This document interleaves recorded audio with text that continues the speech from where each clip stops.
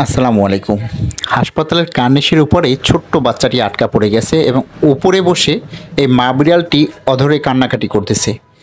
একবার নিচে যাচ্ছে, একবার উপরে আসছে যে ওর বাচ্চাকে বাঁচাবে কিভাবে সেজন্য। আসলে কিভাবে নামানো যায়। তো আমারও দেখে খুব খারাপ লাগলো যে এই বাচ্চাটা এখানে আটকে আছে, ওকে তো উদ্ধার করা উচিত।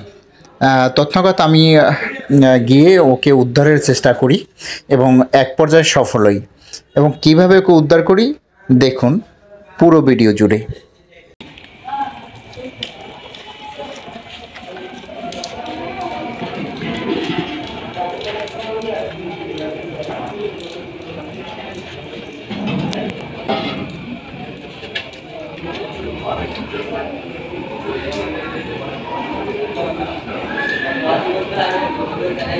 ও ওইদিকে পলাইছে, এদিকে তো ধরো। এবার কাটতে কাটতে ভিডিও করবেন না? হ্যাঁ তুমি এদিকে আইতে পারবা। লাগে না, আমি কানি জানি না কত কষ্ট।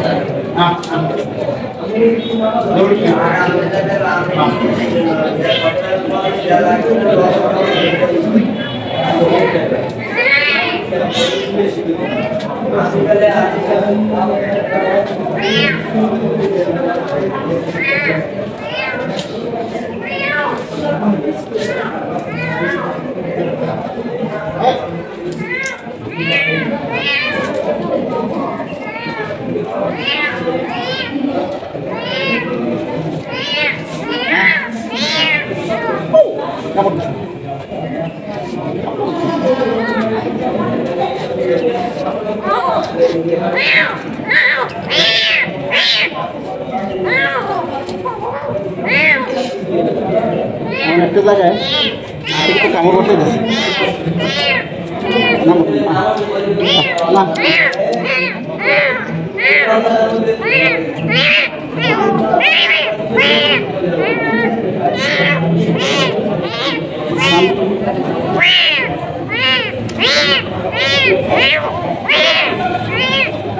হ্যাঁ তোর ওদেরকে নামাইতেছে, ওইসে না খাইয়া নিয়ে গেছে নিচে থাম। আর কাপড় নিয়ে ধরা উচিত, কামড় দেয়।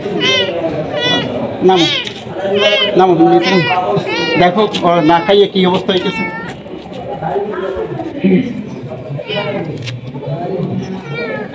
কামড়তেছে আমারে।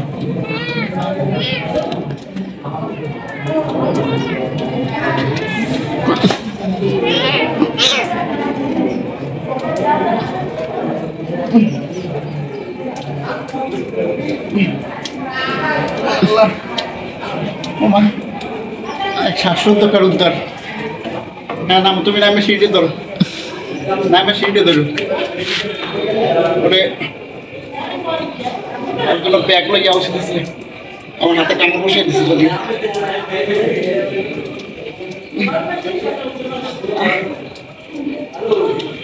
ওর মা কিন্তু তুমি ঘুরছিল এইখানে, বুঝছো?